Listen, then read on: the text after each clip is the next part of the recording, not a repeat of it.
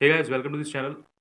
सो देखिए, मैं कई दिनों से इस पर बहुत मेहनत से काम कर रहा था, ठीक है, कि सबसे बेस्ट शेड्यूल कौन सा बनाया जाए। जो लास्ट के 20 दिन बचे हुए हैं, ठीक है, इन दिनों में तो मैंने सबसे फर्स्ट जो बेस्ट 20 डेज था उनको चुना कि लास्ट के 20 डेज सबसे बेस्ट प्रिपरेशन आप अगर इस तरह से आप कर लेते हैं तो ये मैं गारंटी देता हूँ कि आपका प्री फाइनल हो जाएगा, ठीक है। मतलब प्री हमें 100% क्लियर हो जाएगा अगर आपने 100% जिस जैसा मैंने बताया इसमें आप अगर वैसा करते हैं तो, ठीक है। पूरी शिद्दत से एकदम 100% अपना पूरा 100% देकर आप अगर ऐसा करते हैं तो पक्का आपका प्री क्लियर होगा, ठीक है। चलिए, इससे पहले कि मैं आगे बढ़ूँ, मैं आपसे ये बता देना चाहता हूँ कि ये उन बच्चों के लिए है जो थोड़ा बहुत जानते हैं, ठीक है। थोड़ा बहुत जानते हैं इन द सेंस उनका कंसेप्ट क्लियर है, बस उनके मार्क्स नहीं आ रहे हैं, मतलब इतने मार्क्स नहीं आ पा रहे हैं कि उन्हें ये लग रहा है कि मैं क्लियर कर ले जाऊँगा। ये उन लोगों के लिए नहीं है कि जो बिल्कुल भी नहीं जानते, ठीक है। बिगिनर्स के लिए मैं कुछ अलग से बनाऊँगा, लेकिन अगर बिगिनर्स हैं तो वो भी देख सकते हैं एक्सपीरियंस के लिए। बट अगर आप बिगिनर्स हैं तो मैं आपको यही सलाह दूँगा कि आप इससे थोड़ा और भी अंदर जो है डिटेल में आपको पढ़ना है, मैं बताऊँगा आपको कैसे करना है। बट ये आपके लिए नहीं है, आप एक्सपीरियंस के लिए देख सकते हैं, ठीक है, कि आगे आप कैसे करने वाले हैं। वरना अगर आप टाइम कीमती है तो आप जो है कुछ अच्छे काम में भी कर सकते हैं, मतलब पढ़ाई कर सकते हैं, ठीक है। तो ये उनके लिए है जो बिल्कुल एट द स्टेज पे हैं, जिसका मार्क्स नहीं आ रहा है और जो फिक्स है कि उनके कंसेप्ट्स क्लियर है कुछ टॉपिक्स को छोड़ के। हालाँकि ये लास्ट के 20 डेज़ में आपको कोई टॉपिक नहीं क्लियर करना है। जो इसमें बताया जा रहा है आपको बिल्कुल ध्यान से देखना है। अभी आगे आपको पूरा बताया जाएगा कि क्या करना है, कैसे करना है। चलिए मैं शुरू करूँ उससे पहले बता देना चाहता हूँ कि आप अगर आपने सब्सक्राइब नहीं किया है इस चैनल को तो बिल्कुल कर लीजिए, क्योंकि ऐसे बहुत सी इन्फॉर्मेशंस आपको मिलने वाले हैं आने वाले वीडियोज़ में। तो आपके सामने है एसबीआई पीओ 2021 के लास्ट 20 डेज़ की टू डू लिस्ट, और आज मैं आपके लिए ये लेकर आया हूँ और 1/11/2021 यानी कल से आपको ये स्टार्ट कर देना है, ठीक है। 20/11/2021 तक ये चलेगा और तब तक आपका प्री लगभग आ चुका होगा, ठीक है। I am not sure, but काफ़ी ज़्यादा चांसेस है तब तक आपका एसबीआई प्री का एडमिट कार्ड तब तक तो बीच में आ ही चुका होगा और एग्जाम भी लगभग लगभग इसी दिन से स्टार्ट हो जाएंगे, ठीक है। चलिए, अब डे 1 में देखिए क्या लिखा है। डे 1 में लिखा हुआ है कि look back to your all the mock test then make a table as given below. मैंने एक नीचे टेबल बनाया हुआ है, इस टेबल को आपको बनाना है। कैसे बनाना है सब कुछ मैं आपको अभी बताऊंगा डिटेल में, ध्यान से सुनते रहिएगा। अगर आप वीडियो को स्किप करते हैं तो आप बहुत सी इंपॉर्टेंट चीज़ें खो देंगे, तो ये आपकी गलती होगी, तो आप खुद देख लीजिए, ठीक है। आपको स्किप नहीं करना, बिल्कुल भी शांति से सुनते जाइए, एकदम ईयरफोन लगा लीजिए और चुपचाप सुनते जाइए मैं जो बोलता हूँ। देखिए, सबसे पहले क्या करना है आपको, आपने जो भी मॉक दिए आज तक, SBI PO, IBPS PO, IBPS clerk, any mock आपने कम से कम पहले से एग्जाम भी देते आ रहे होंगे या फिर आपने चालू भी किया है तो अब तक कई मॉक्स आप दे चुके होंगे। तो उन मॉक्स को निकालना है, कम से कम एटलीस्ट 10 to 15 मॉक्स आपके पास होने चाहिए। इससे क्या होगा, अभी मैं आगे एक टेबल बनवाने वाला हूँ, इससे आपका जो मेन पॉइंट है, क्या वीकेस्ट पॉइंट, जिसकी वजह से ना ही मार्क्स आपके गेन हो रहे हैं ना ही आप आगे बढ़ पा रहे हैं, कुछ मार्क्स की वजह से प्री रह जा रहा है, जो ये बोलते हैं ना कि कुछ मार्क्स की वजह से प्री रह जा रहा है, तो उनके लिए तो ये रामबाण है। तो ध्यान से देखिएगा। सबसे पहले जो मेन थिंग्स क्या है कि हमें अपनी गलतियों पे काम करना है, ठीक है। सबसे मेन सबसे इंपॉर्टेंट चीज़ है हमें अपनी गलतियों पे काम करना है। तो अब गलतियों पे काम कैसे करना है, सबसे पहले हमें अपने वीक पॉइंट्स को पहचानना है कि गलतियाँ कहाँ हो रही है।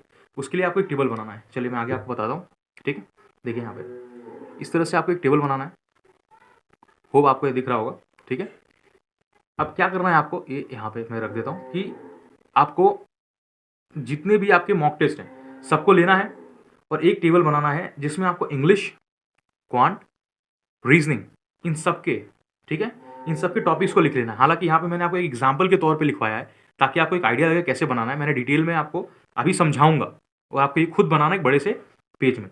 उसमें आपको 4 सेक्शन में डिवाइड करना है। वो 4 सेक्शन कौन कौन से रहेंगे, ये रहेगा करेक्ट वाला, रॉन्ग वाला, टोटल कितने हैं इसमें और आपने कितने क्वेश्चन स्किप कर दिए। उससे पहले टॉपिक्स लिखने हैं, जैसे ये रहे, ऊपर कर देता हूँ मैं, आप चाहे आपको दिख सके। देखिए यहाँ पे, ठीक है, यहाँ पे रख देता हूँ यहाँ पे, ठीक है। इसमें देखिए आपको क्या करना है, आपको पैसेज इंग्लिश में, जैसे इंग्लिश में डिवाइड करना है, पैसेज, क्लोज टेस्ट, सारे टॉपिक्स लिखने हैं। जैसे मैंने कॉन्ट में कैसे लिखा है, arithmetic, simplification, data interpretation, number series, quadratic equation, तो इसमें भी आपको क्या करना है, इसमें भी सब टॉपिक्स बनाने हैं। अर्थमेटिक में जितने भी आपके हैं, जैसे मान लीजिए प्रॉफिट एंड लॉस है, टाइम एंड वर्क है, अबोट एंड स्ट्रीम है, टाइम स्पीड एंड है, सब कुछ, सारे टॉपिक्स आपको लिखने हैं और सबके आगे ये बॉक्सेस ऐसे बनाने हैं। और आपको उन मॉक्स में से सारे मॉक्स को एनालिसिस करना है। आप पूछते हैं ना एनालिसिस कैसे करना है, उस पर भी एक वीडियो आएगा, बट देखिए वहाँ का जो इम्पैक्ट है यहाँ पे कैसे होगा। आपको एनालिसिस करना है, आपको टोटल लिखना है उस पैसेज से जितने क्वेश्चन आए थे। मान लीजिए 5 क्वेश्चन अगर आते हैं, 10 क्वेश्चन आते हैं, तो आपको लिखना है कि मॉक टेस्ट 1 से इतने क्वेश्चन आए थे, कितने आपने करेक्ट किए, कितने आपने रॉन्ग किए, कितने आपने स्किप किए। इस तरह से क्या होगा, आप एक पूरा डिटेल बनाएंगे, ठीक है। डिटेल में हर के सारे टॉपिक, और ये आपके साथ, और आपको बिल्कुल ये करना है। मैं जो बोल रहा हूँ आप अगर कर जाते हो, मैं गारंटी देता हूँ ये प्री क्लियर होगा ही होगा, चाहे कुछ भी हो जाए। और आप नहीं करते मन से तो नहीं होगा, ठीक है। देखिए पैसेज आपको लिखना है, cloze test, para jumble, errors, wrongly spelled, word swap, double filler, wrongly spelled, इस तरह से दो बार हो गया क्या ये, चाहे 2 बार हो गया, सॉरी, ठीक है। तो आपको इस तरह से सब टॉपिक्स बना लेना। आपको पता है कौन कौन से टॉपिक्स इंपॉर्टेंट है, कौन कौन से सब टॉपिक्स आप अटेम्प्ट करते हैं मॉक टेस्ट में, तो आपको ये तो पता है बिल्कुल, आप प्रिपरेशन कर रहे हैं तो। उसके आगे आपको यही लिखना है। और क्वांट में भी अरिथमेटिक में सारे पॉइंट, यहाँ से क्या होगा, पजल्स हो गए, डायरेक्शंस हो गए, सिलॉग्स हो गए, रैंकिंग हो गई, ठीक है, सेटिंग अरेंजमेंट हो गए, इनपुट आउटपुट। हालांकि इनपुट आउटपुट बहुत ज़्यादा चांसेस नहीं है आने के प्री में, बट फिर भी टैबुलेशंस हो गए, कोडिंग रिकॉर्डिंग हो गई, ब्लड रिलेशन हो गए, ये सारे टॉपिक्स आपको लिखने हैं। और इसमें आपको ये एक्यूमुलेट करना है कि कितने क्वेश्चंस आए थे, कितने क्वेश्चन आपने गलत किए, कितने स्किप किए और कितने करेक्ट किए। उससे क्या होगा, आपको एक एफिशिएंसी का अंदाजा होगा कि ये मेरी एफिशिएंसी है, ठीक है, मेरी एफिशिएंसी ये है, इतने टॉपिक मैंने उठाए थे, इतने क्वेश्चंस, उसमें से क्या करेक्ट किए। और इस हिसाब से आपको एक अलग से नोटबुक में आपके वीक पॉइंट्स लिखने हैं कि ये मेरे वीक पॉइंट्स हैं, ये क्वेश्चंस है जहाँ तक मैं ज़्यादातर अटेम्प्ट करता हूँ। और अलग से भी कैसे बनाना मैं सिखा रहा हूँ, ध्यान से सुनिएगा। उसमें भी आपको कैसे लिखना है कि ये मेरा पॉइंट था, इसे मैंने इतना टाइम दिया, मतलब एवरेज कि मैं इसे टाइम दिया बट नहीं कर पाया। ये ऐसे क्वेश्चन है जिसको मैं टाइम देने के बाद भी नहीं कर पाया। और कुछ क्वेश्चन इस तरह के हैं जिनको मैंने टाइम दिया बट कर भी लिया, बट क्या हुआ, टॉपर से भी ज़्यादा टाइम लग गया मुझे। इस तरह के कई एनालिसिस आपको करने हैं। और लास्ट में आपको वीक पॉइंट निकालना है कि ये वो टॉपिक्स हैं जिनकी वजह से मैं मात खा जाता हूँ। अगर 2 नंबर से भी मेरा क्लियर हो जाता कट ऑफ, तो ये 2 नंबर मुझे इसी वजह से नहीं मिले क्योंकि ये 2 टॉपिक मैं नहीं कर पाया था। अब इन्हीं दोनों टॉपिक को आपको पकड़ना है और उसका अगला दिन यानी डे 2, देखिए कहाँ से स्टार्ट होगा, डे 2 वहीं से स्टार्ट होगा। चलिए मैं आपको डे 2 पे ले चलता हूँ, ठीक है। चलिए देखिए, तो आपके सामने डे 2 आ गया है। अब ध्यान से सुनिएगा, day 2, day 3, day 4, day 5, day 6, ये 5 दिन ऐसे हैं जो मैंने लिखा है। आपने अगर बिल्कुल कर लिया तो आपके आगे आने वाले दिन भी बहुत अच्छे जाने वाले हैं। आपको एक कॉन्फिडेंस अंदर से आने लगेगा, एक खतरनाक कॉन्फिडेंस बूस्ट होगा। अब ध्यान से सुनिए, 2, 3, 4, 5, 6 इन दिनों में आपको क्या करना है, डे 2, डे 3, डे 4, यानी कि डेट वाइज ही चल रहा है क्योंकि 1 तारीख से चालू हो रहा है, तो मतलब समझ लीजिए 2, 3, 4, 5, 6 को आपको क्या करना है, start your day with a fresh reading. Fresh reading करनी है आपको। सबसे पहले आपको द हिंदू उठाना है 1 घंटे। देखिए वीडियो को स्किप मत कीजिएगा, आगे सारी प्लानिंग्स 6, फिर 7, 8, 9, 10 और हिसाब से सारी लास्ट तक है। टिके रहिए, अगर लेना है सिलेक्शन प्री में तो टिके रहिए।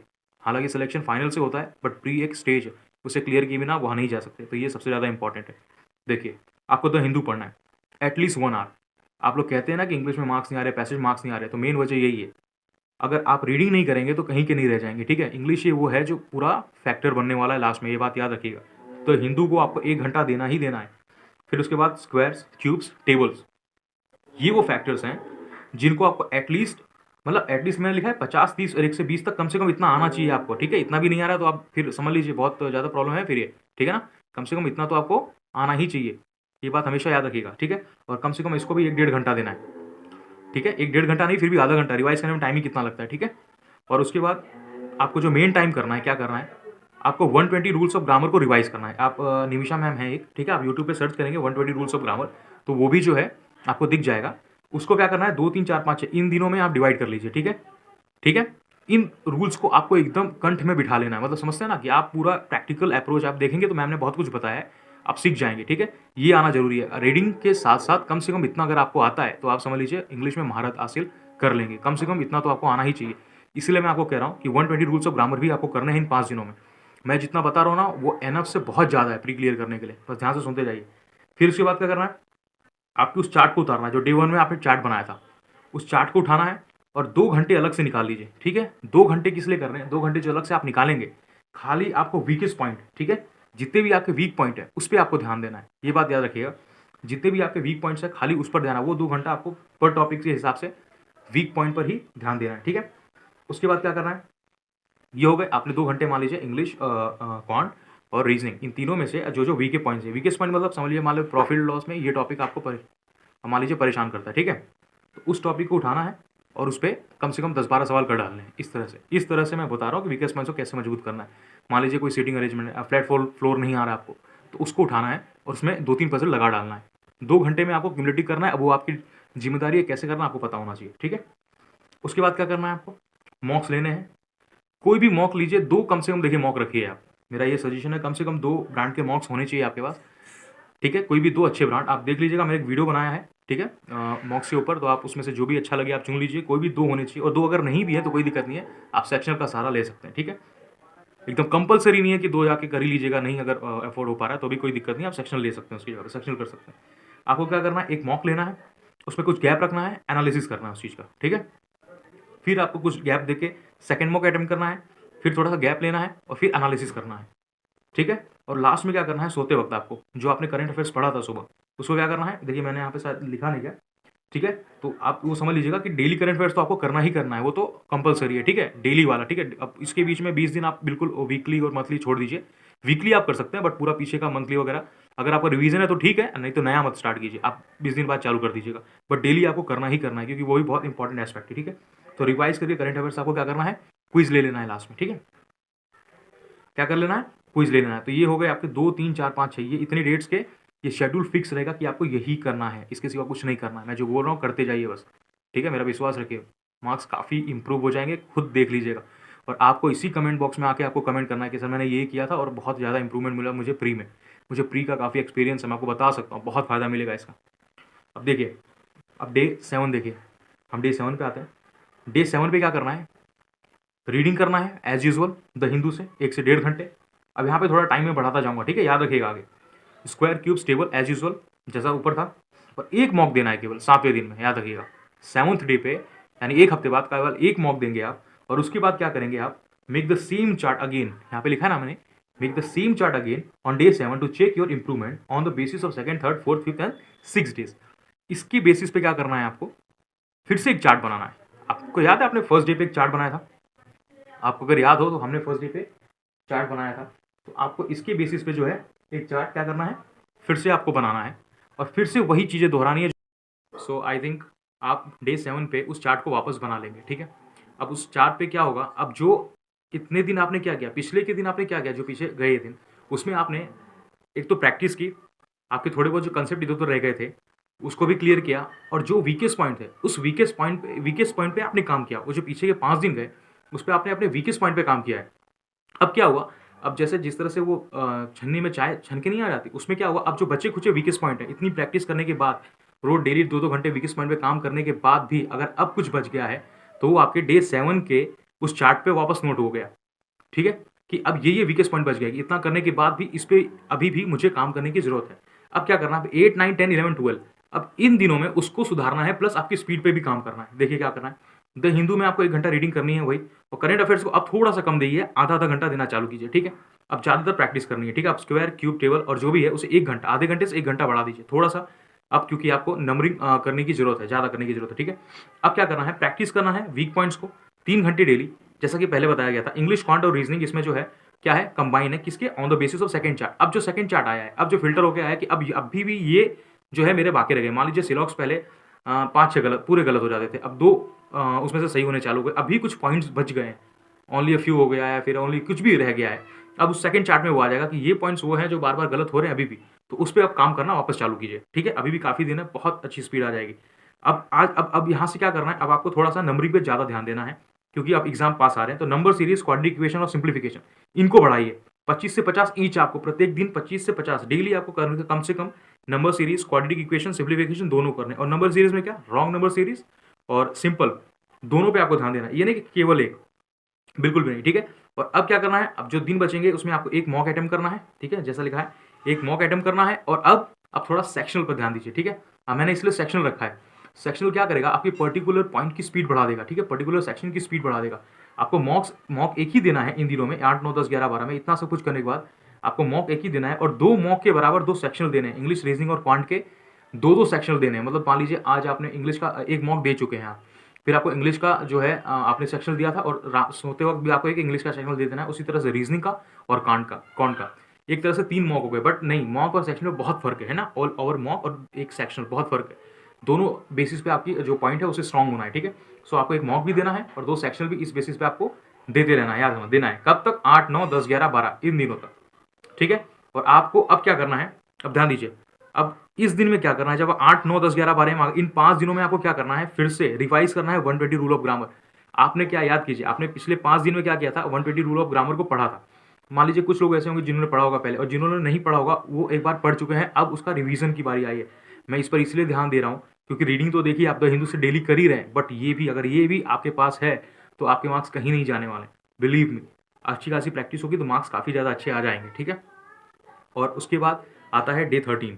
डे 13 में आपको क्या करना है, देखिए 8 9 10 11 12 ये इतने दिन बीत चुके हैं, ठीक है। अब हम आ जाएंगे डे 13 में, ठीक है। एक सेकेंड, क्या हो गया, ओके ओके, कोई दिक्कत नहीं, चलिए डे 13, ठीक है। अब डे 13 में क्या होगा, देखिए अब डे 13 में आपको यहाँ पे क्या करना है, द हिंदू को रीड करना है, ठीक है।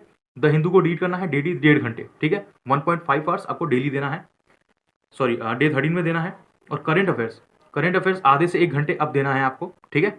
आप आधा घंटा ही दीजिए, जब तक एग्जाम है तब तक आधा घंटा ही दीजिए, बट डेली मैं कह रहा हूँ कि डेली आपको कवर करना ही है, ये नहीं कि आप जो है थोड़ा सा चांस ले और टाइम ले, नहीं, डेली आपको करना ही है। और स्क्वायर क्यूब्स टेबल को आप 1 घंटा देना चालू कर दीजिए, और एक मॉक अटेम्प्ट करना है। डे 13 की बात कर रहा हूँ मैं, याद कीजिए 8 9 10 11 12 हो चुका है। और फिक्स से आपको क्या करना है, फिर से ये चार्ट बनाना है। देखिए आपको तकलीफ होगी थोड़ी बहुत, ठीक है, चार्ट बनाने में थोड़ा सा बोरिंग लगेगा, बट देखिए बोरिंग चीज़ों से ही लोग आगे जाते हैं, ठीक है। तो बात मानिए मेरी, ये चार्ट आपकी बहुत हेल्प करने वाला। वो लोग जो कहते हैं ना कि प्री नहीं क्लियर होता, चलिए मेंस में मान सकता हूँ, मेंस है, मेंस में थोड़ा बहुत लगता है, बहुत लोग नहीं क्लियर कर पाते, ठीक है। कुछ ना कुछ गलतियाँ हो जाती हैं छोटी मोटी, हमसे भी हुई हैं, ठीक है। लेकिन प्री एक ऐसी चीज़ है, आप प्रैक्टिस के बाद कर सकते हैं। अगर अच्छा खासा पेपर आया है तो आप कर सकते हैं, ठीक है। तो फिर भी नहीं क्लियर होता तो ये करने की जरूरत है, कीजिए, बात मानिए मेरा। और आप इसी कमेंट में आके कहिएगा सर इसका काम किया, ठीक है। डे 13 में आपको जो है डे 13 में आपको क्या करना है, चार्ट फिर से बनाना है। देखिए यहाँ पे make chart again on the basis of mock attempted on 8 9 10 11 12, point out the weak points, practice again and again, ठीक है। आपको फिर से प्रैक्टिस करने की जरूरत है। आपको क्या करना है, फिर से प्रैक्टिस करना है, जस्ट 1 मिनट, ठीक है, सॉरी फॉर दैट, ठीक है। आपको फिर से प्रैक्टिस करना है और रिवाइज करना है आपके करंट अफेयर्स को रात को सोते वक्त। डे 13 में चार्ट बन गया फिर से, अब फिर से फिल्टर होकर आपके पास वो वीकेस्ट पॉइंट आ चुके हैं जो अब भी बच गए। इतना करने के बाद भी अगर वीकेस्ट पॉइंट बच जाता है तो देखिए उसके लिए भी काम किया गया है। उसके लिए काम क्या किया गया है इसमें, अब 14 15 16, ठीक है। देखिए 14 15 16, देखिए मैंने बहुत टाइम लिया है, ठीक है, काफ़ी टाइम मेरा गया है, समझ लीजिए पूरा दिन गया है, सिर्फ ये सोच के कि कुछ भी ऐसा बनाया जाए, भले टाइम जा रहा है, कि आपका कहीं से कोई डाउट ना। अगर इतना सारा आप कर लेते हैं तो फिर कैसे रह जाएगा, आप खुद सोचिए ना। और आप नहीं करते तो आप खुद मन में कहेंगे कि मैंने नहीं किया था इसलिए नहीं हुआ।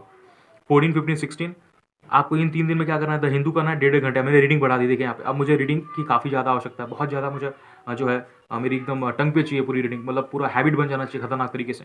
तो अब टाइम थोड़ा सा मानिए, आप टाइम नहीं देते रीडिंग को, बट अब बढ़ाइए रीडिंग, 1.5 घंटे कीजिए। करंट अफेयर्स को डेली करना है आधे घंटे। अब क्या करना है, 14 15 16 में अर्थमेटिक लेना है, डीआई लेना है, पजल और सीटिंग अरेंजमेंट लेना है।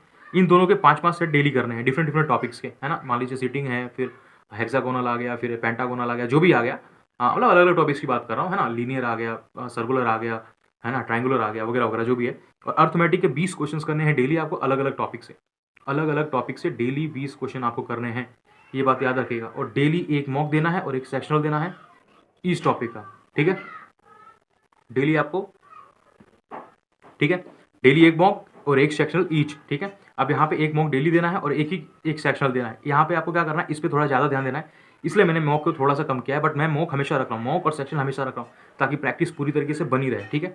ये बात याद रखिए, देखिए बहुत काम आने वाला ये चीज़, ठीक है। आपको करना ही करना है, अगर आपको सक्सीड होना जो है सक्सेस होना है तो आपको करना ही करना है। देखिए आप अब देखिए, अब डेट 17 और 18, अब इस पर ध्यान दीजिए, ध्यान से देखिए इस चीज़ को।